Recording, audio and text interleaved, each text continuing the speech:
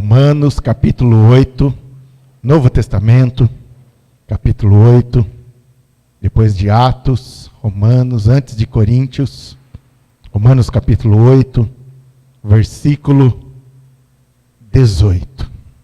Os sofrimentos do presente e as glórias do porvir. É o título desse trecho.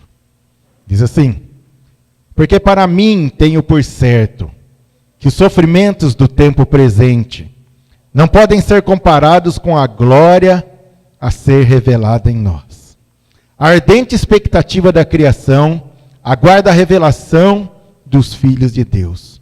Pois a criação está sujeita à vaidade, não voluntariamente, mas por causa daquele que a sujeitou, na esperança de que a própria criação será redimida do cativeiro da corrupção, para a liberdade da glória dos filhos de Deus. Até aqui, vamos orar. Obrigado, Senhor, pela Tua palavra.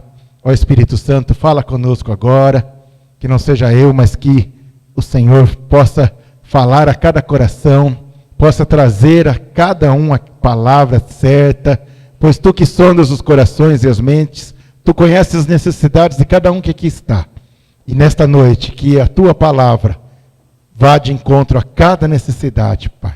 É o que te pedimos em nome de Jesus. Amém e amém. Podeis assentar. Paulo escrevendo aqui para os romanos, que passavam por tempos difíceis, né? A igreja de Roma, ali, perseguição, lutas, dificuldades. Houve um tempo em que os romanos cristãos foram jogados nas arenas de leões, né?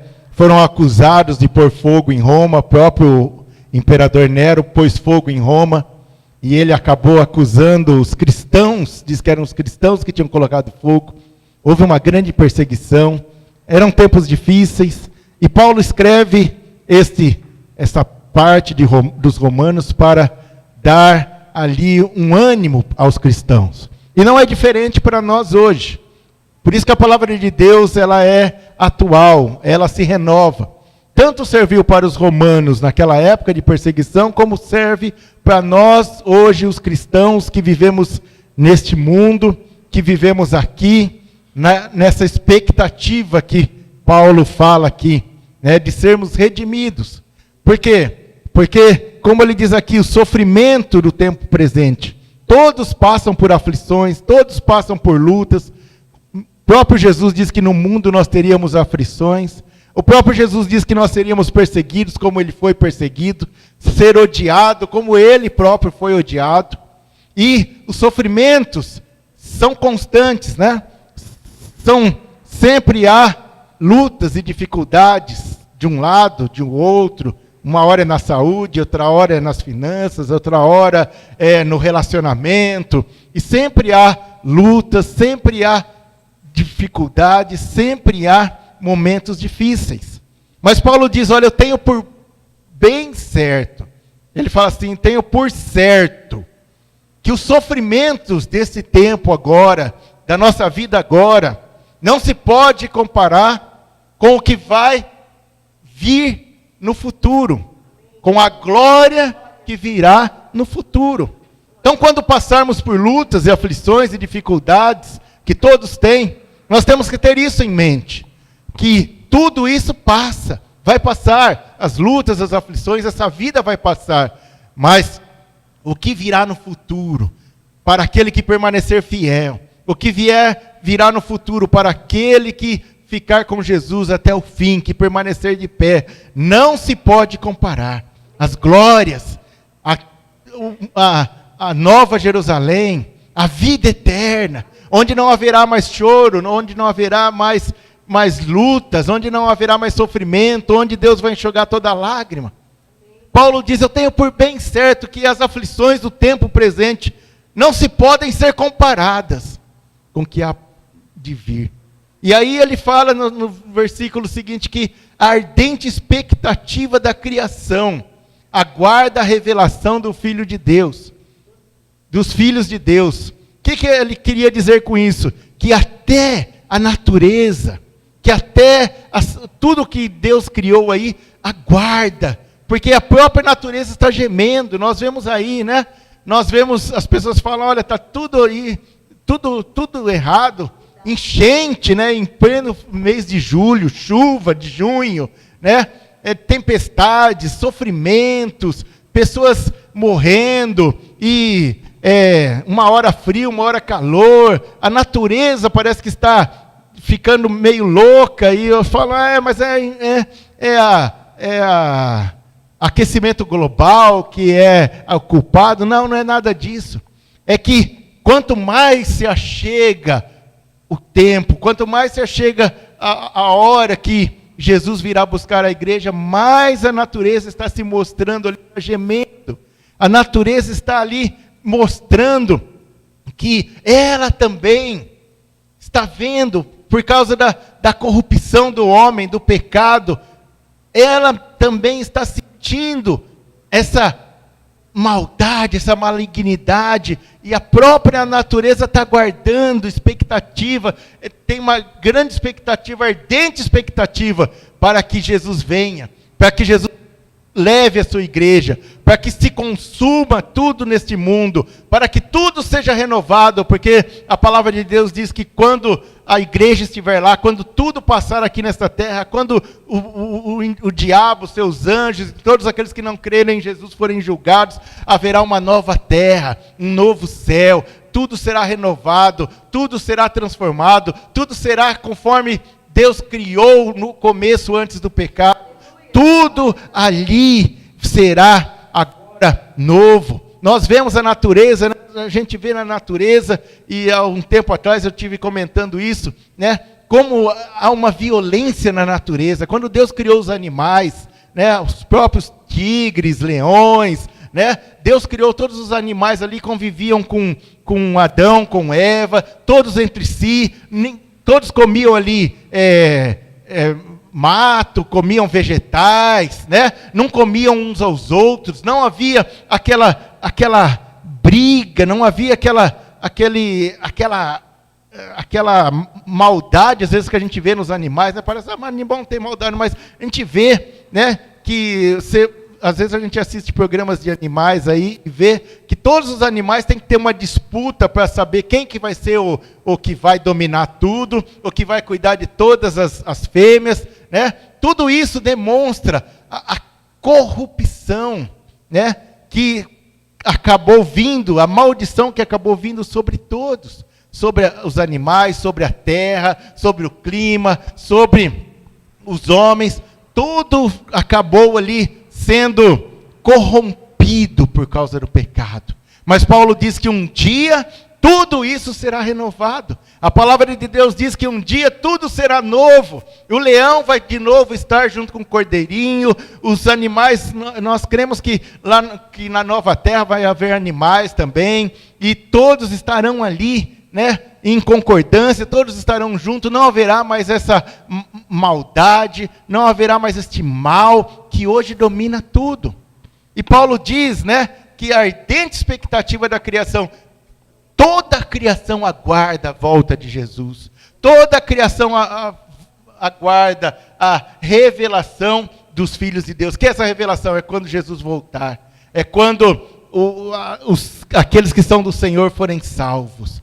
E quando, depois disso, né, que aqueles que creem que ainda haverá ainda a tribulação, que Jesus virá antes da tribulação, então, ainda vai haver muita destruição, né? Os rios, os mares, na grande tribulação, 1/3 da humanidade vai morrer, os mares vão se transformar em sangue, estrelas vão cair, então vai haver ainda uma grande destruição, mas depois disso, haverá uma restauração completa. É isso que aguardamos. É desta forma que devemos viver. Por isso que Paulo fala, olha, o que vemos hoje não pode se comparar no que veremos no futuro, quando estivermos com o Senhor. Tudo isso que vivemos hoje vai passar, mas aquele que estiver em Jesus não vai passar e viverá eternamente com Ele. E Paulo continua dizendo aqui, pois a criação está sujeita à vaidade. O que é vaidade? A gente vê muitas vezes lá, principalmente no livro de Eclesiastes, né, Eclesiastes que usa muito esse termo, tudo é vaidade, né? Ou correr atrás do vento. Né? O que é vaidade? Vaidade é algo inútil, é algo que parece que tem alguma coisa, mas não significa nada. Então, tudo está sujeito à vaidade, diz aqui. Né? Mas ele continua dizendo aqui, deixa eu ver aqui. Pois a criação está sujeita à vaidade, não voluntariamente, mas por causa daquele que a sujeitou. Quer dizer, não é porque são ruins, não é porque eles mesmos querem, não. Mas Deus sujeitou a natureza a isso, por quê? Por causa do pecado. Houve ali a maldição. Quando Adão e Eva pecam, né, veio a maldição sobre toda a terra. Então se sujeitou a isso. Mas Paulo continua dizendo, na esperança de que a própria criação será redimida do cativeiro da corrupção. Então, a própria criação, quem são a criação? Tudo, os céus, a terra, os animais, os homens, tudo será redimido. Quer ser redimido? Quer dizer, vai ser resgatado do cativeiro, da prisão, vai ser resgatado da maldição, resgatado do pecado, resgatado da maldade que há hoje. Onde olhamos a maldade nos homens, a maldade nos animais, mesmo eles não fazendo por maldade, assim dizendo, mas eles têm aquela índole, né? Eles têm aquela, como se diz, o animal quando ele instinto selvagem, né? De querer dominar, de querer matar. Eu estava vendo uma reportagem também do leão, quando um leão vai e domina sobre o outro, até os filhotes do outro leão ele mata.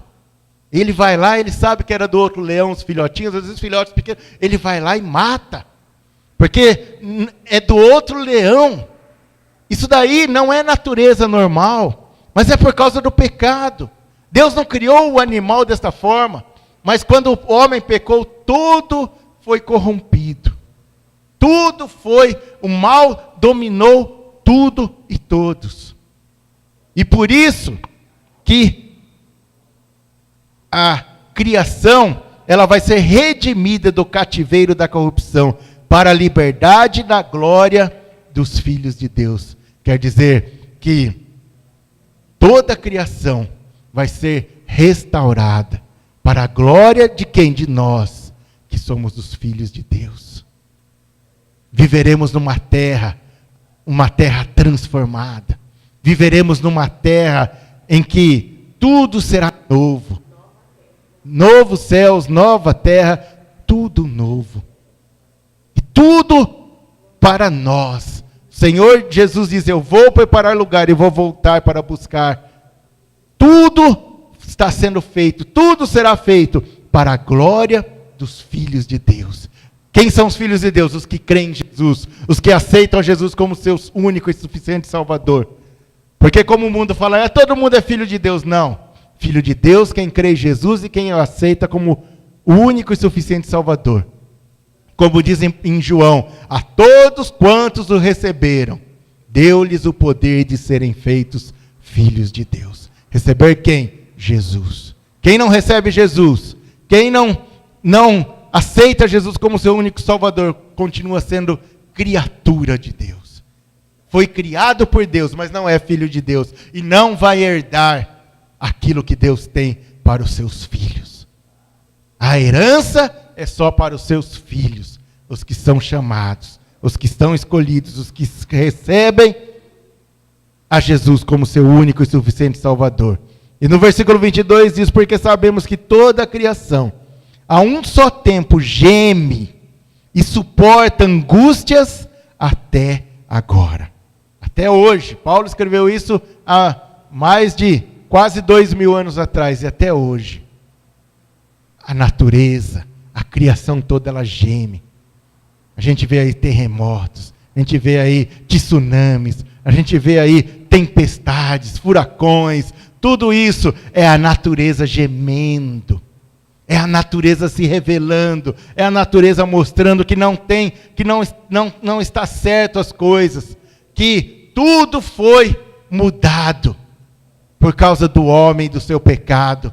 E a natureza geme, a natureza está aí, tudo mudado, tudo ali, sofrendo angústias até agora. E não somente ela, mas também nós. Então veja que há uma divisão, a natureza, a criação, que corresponde aos animais, à natureza, às florestas, ao clima, tudo isso foi tudo a criação de Deus. Então Paulo fala que a criação geme, e depois ele fala que também nós, não somente a criação, mas também nós que temos as primícias do Espírito, igualmente gememos em nosso íntimo, aguardando a adoção de filhos, a redenção do nosso corpo. O que Paulo fala aqui é que não temos que ficar olhando, achando que o negócio vai melhorar, que o negócio vai mudar, que as coisas vão ficar boas aqui nessa terra. Não. Temos que gemer, temos que ansiar e desejar que Jesus volte, venha nos buscar, que Jesus volte, porque assim nós vamos ser ali, como diz aqui, a redenção do nosso corpo será feita, quer dizer, nós vamos ser transformados, ter um corpo que não vai se corromper, não vai ficar doente, não vai ficar velho, não vai ter mais angústias, tristezas, medos, teremos um novo corpo. E Paulo diz, os filhos de Deus aguardam, gemendo a adoção de filhos, para que o Pai mande Jesus vir buscar os seus filhos, para que estejamos com Ele, para que nós tenhamos um novo corpo e que nós possamos viver uma vida eterna, não mais no sofrimento, não mais na angústia, não mais na tristeza. É isso que devemos desejar, é isso que devemos viver com esta esperança. Por isso que Paulo fala logo em seguida, na esperança, ele diz, porque na esperança fomos salvos. Ora, a esperança que se vê não é esperança, pois o que alguém vê, como espera? Mas se esperamos o que não vemos, com paciência o aguardamos. Essa esperança é a esperança de sermos arrebatados, de sermos levados, de sermos transformados, de estarmos com o Senhor nos céus. Essa é a esperança, nós não vemos isso. Ainda estamos esperando. E Paulo fala, esperança não é algo que você sabe que você está vendo. Você não está vendo. Mas a palavra nos faz essa promessa. Jesus nos faz essa promessa. Então nós temos que ter esta esperança. Porque Jesus diz, eu vou para o Pai, mas eu voltarei. Eu voltarei para vos buscar. Não vos deixarei órfãos. Eu virei. E para que onde eu esteja, estejais vós também. Essa é a nossa bendita esperança. Essa é a nossa alegria. Então, Paulo diz aqui, a esperança que não vemos é aquela que nós temos que aguardar com paciência, esperar. Olhamos este mundo, olhamos as tristezas, as angústias, as pessoas morrendo, as pessoas ali nas guerras, pessoas morrendo nas catástrofes da natureza. Quanta tristeza, quanta angústia, quantas coisas ruins, quantas pessoas morrendo todos os dias, quanta violência, assaltos, pessoas ali matando as outras sem nenhum motivo. E nós temos que olhar para isso e dizer, olha Senhor, vem logo. Nós aguardamos, nós esperamos, nós estamos aguardando com paciência. Nós temos que esperar, muitos já estão até meio desanimados, não estão mais buscando, estão até meio revoltados. Que não vou na igreja, não adianta mais buscar Deus, está tudo ruim, nada muda. E as pessoas querem ver na hora, querem que tudo mude na hora. Mas Paulo diz, olha, nós temos que ter paciência e aguardar. E nos mantermos firmes, sabendo que aquele que permanecer fiel até o fim, esse vai ser salvo. Aquele que mesmo diante deste mundo mal, diante de tantas coisas ruins, não olhar para as circunstâncias, mas olhar para o autor da nossa fé, que é Jesus. Esse verá Deus. Esse será arrebatado e estará com o Senhor. Aguardar. Paulo diz, olha, tem que aguardar com paciência. E enquanto estamos aqui, aí Paulo fala sobre o Espírito, né? E ele diz, também o Espírito semelhantemente nos assiste em nossa fraqueza, porque não sabemos orar como convém, mas o mesmo Espírito intercede por nós, sobremaneira, com gemidos inexprimíveis. Então, enquanto estamos aqui sofrendo, às vezes não há nem como orar, às vezes não sabemos nem como orar, às vezes a tristeza é tão grande que não temos nem força para orar, mas Paulo fala, olha, nós que somos do Senhor, nós que confiamos no Senhor, nós temos o Espírito Santo em nós, que intercede por nós, que está ali nos ensinando como orar, porque não sabemos orar como convém, e o Espírito está ali intercedendo por nós, Ele é o intercessor, Ele é aquele que está ali junto ao Pai intercedendo, está ali cuidando de nós, com gemidos inexprimíveis. Quer dizer, o Espírito Santo, Ele conhece a cada um de nós, conhece os nossos sofrimentos, conhece as nossas lutas, conhece tudo o que passamos, os nossos pensamentos, esquadrinha os nossos corações. E Ele sabe do sofrimento que o povo de Deus tem passado. Ele sabe das lutas. Ele sabe das perseguições. Ele sabe dos momentos difíceis. E o Espírito Santo está ali intercedendo. E Paulo diz com gemidos até. Quando parece que a pessoa já não consegue nem orar mais, né? Então Paulo quer demonstrar que o próprio Espírito Santo vê as tristezas e ele intercede com gemidos inexprimíveis. E continua dizendo, e aquele que sonda os corações, sabe qual é a mente do Espírito, porque segundo a vontade de Deus é que ele intercede pelos santos. Sabemos que todas as coisas cooperam para o bem daqueles que amam a Deus, daqueles que são chamados segundo o seu propósito. Tudo coopera.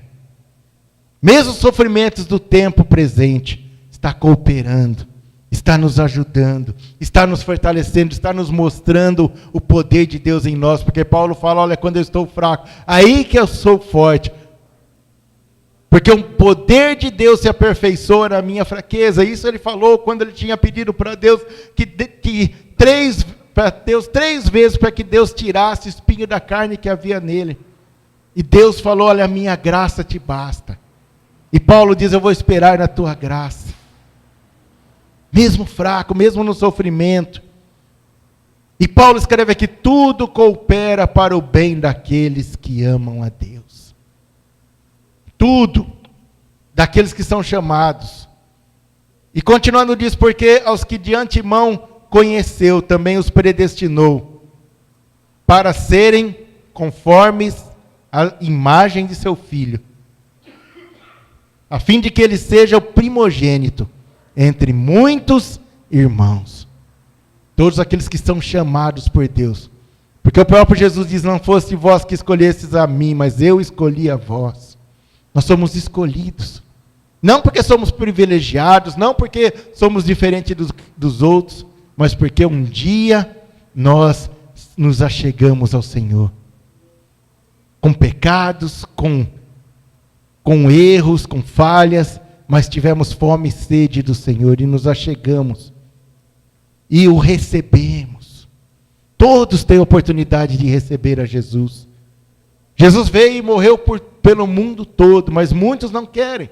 E por isso que o mundo está aí nesse sofrimento, por isso que o mundo está aí nessas angústias, por isso que o mundo está passando por aflições e as pessoas cada vez mais estão tirando suas vidas, estão sofrendo, estão se afastando cada vez mais de Deus. Mas aqueles que se achegam ao Senhor, esses são recebidos pelo Senhor. Esses o Senhor os toma. E agora, não mais apenas criaturas, mas agora filhos de Deus, adotados, co-herdeiros com Cristo. Agora, também prontos para receber a herança, junto com Cristo. A herança da vida eterna, a herança dos novos céus e nova terra, a herança de viver eternamente com o Senhor. São aqueles que são chamados. Por isso que diz aqui, Jesus é o primogênito entre muitos irmãos. E aos que predestinou, a esses também chamou. E aos que chamou, a esses também justificou. E aos que justificou, a esses também glorificou. Então, Paulo explica todo o processo aqui daqueles que chegam a Jesus. Ouvem o chamado de Jesus, vêm até Ele, se arrependem dos seus pecados e são justificados. O que é ser justificado? É não ter mais acusação. Ser limpo de todo pecado e de toda acusação, de todo mal. Deus perdoa, Deus limpa e Deus esquece dos seus pecados. É justificado. Ao que justificou, diz aqui, também glorificou. O que quer dizer glorificar? Glorificar é dar a glória de Deus para também os seus filhos. E nós ainda esperamos, aguardamos a glória de Deus. Nós vivemos ainda neste mundo, mas um dia a glória de Deus, nós seremos glorificados. Teremos um corpo glorificado, um corpo transformado. Um corpo agora como é o de Jesus. Um novo corpo para uma vida eterna. E continuando, diz a palavra de Deus, no versículo 31. Que diremos, pois, à vista destas coisas? Então Paulo faz a pergunta, depois de você ter visto tudo isso, olha, passamos por aflições, mas as aflições do tempo presente não se comparam da glória de que há de vir. E mesmo nessas aflições, nessas lutas, nós aguardamos a volta de Jesus, nós aguardamos a promessa do Senhor. Mas enquanto estamos aqui, o Espírito Santo está nos ajudando, porque o Espírito Santo está em nós, e Ele intercede por nós e nos ajuda, que muitas vezes nós nem sabemos orar. E continua Paulo dizendo que nós somos filhos de Deus, o Senhor nos escolheu e nos chamou e nos transformou. Então Paulo diz, que diremos, pois, à vista de tudo isso? Todas essas coisas. Ele mesmo responde, se Deus é por nós, quem será contra nós? O que temos que saber é isso. As aflições estão aí. As pessoas se levantam, as perseguições, as lutas, as enfermidades, problemas financeiros, problemas em casa, as lutas vêm de todas as formas, mas Paulo diz, se Deus é por nós, maior é aquele que está conosco. Quem pode ser contra nós? Quem pode se levantar? O inimigo pode se levantar, pode trazer as coisas que forem, mas Deus é por nós. Mas temos a promessa de Deus, mas somos filhos de Deus. Mas temos o Espírito Santo em nós, que nos fortalece, que nos dá vida. Por que vamos nos abater, ou vamos desanimar, ou vamos desistir? Ninguém pode ser contra nós. E Paulo diz, aquele que não poupou o seu próprio filho, antes por todos nós o entregou, porventura não nos dará graciosamente com ele todas as coisas? Que são todas essas coisas? Não quer dizer, Deus vai te dar um carro zero, Deus vai te dar uma mansão, Deus vai te dar dinheiro de monte, não. Todas as coisas que necessitamos. O justo não vai passar fome, não vai mendigar o pão, pode ser perseguido. Paulo diz, em outro trecho, que pode ser perseguido, pode ser humilhado, pode passar por lutas, mas ele diz, em todas essas coisas eu sou mais do que vencedor em Cristo Jesus. Por isso que Paulo diz aqui, Deus nos deu tudo graciosamente, todas as coisas. Aquele que confia no Senhor, que espera no Senhor, que aguarda o Senhor, Deus vai suprir todas as suas necessidades até o dia final. Deus vai ajudar nos momentos difíceis. Deus vai livrar, Deus vai tirar as lutas, vai dar vitória sobre as lutas, as dificuldades, por mais que tenhamos que passar por um período de lutas e dificuldades, mas temos a certeza que o Senhor nos livrará de todas elas. E que a vitória é nossa no final, por intermédio de Cristo Jesus. Então, Paulo diz, não nos dará graciosamente com Ele todas as coisas? Quem intentará acusação contra os eleitos de Deus? É Deus quem os justifica. Quem os condenará? É Cristo Jesus quem morreu antes, quem ressuscitou, a qual está à direita de Deus e também intercede por nós. Então veja que além do Espírito Santo que intercede por nós, Jesus está ali assentado à direita do Pai e também intercede por nós. Temos dois intercessores. O Espírito Santo que está em nós e que nos conhece, e Jesus que está ali à direita do Pai, mas que a palavra diz que Ele conhece o que é sofrer. Ele foi perseguido, Ele foi injuriado, Ele foi castigado, Ele foi ali, Ele passou por todos, foi tentado, passou por tudo. Ele sabe o que é sofrer, Ele chorou quando estava ali diante do túmulo de Lázaro, Ele sentiu pena, Ele ficou triste, Ele sentiu fome, Ele sabe todas as coisas, e Ele está ali à direita do Pai, intercedendo por nós. Poderia dizer, mas Jesus sempre foi Deus, não passou, mas Jesus, Ele veio ao mundo, se tornou homem, Ele sabe o que é a natureza humana, Ele sabe o que é sofrer, Ele sabe, Ele conviveu com homens bons e com homens maus, Ele sabe o que é ser perseguido, Ele sabe de todas as coisas, por isso Ele está à direita do Pai, e também intercede por nós, é nosso intercessor. Temos um advogado, lá em 1 João diz, que se confessarmos os nossos pecados, Ele é fiel e justo para nos perdoar e nos purificar, e que Jesus está à direita do Pai e é nosso advogado. Como o Espírito Santo também, quando Jesus fala de Consolador, também quer dizer advogado, é aquele que está ali, nos defendendo. Não advogado de acusação, mas advogado de defesa, para nos defender, para ali mesmo o diabo nos acusando, nós temos um advogado que morreu por nós, e que está à direita do Pai, e que tem um nome acima de todo nome. Por isso que diz aqui, quem nos separará do amor de Cristo? Será tribulação, ou angústia, ou perseguição, ou fome, ou nudez, ou perigo, ou espada? Como está escrito, por amor de ti somos entregues à morte o dia todo. Fomos considerados como ovelhas para o matadouro. Em todas essas coisas, porém, somos mais que vencedores, por meio daquele que nos amou. Porque eu estou bem certo.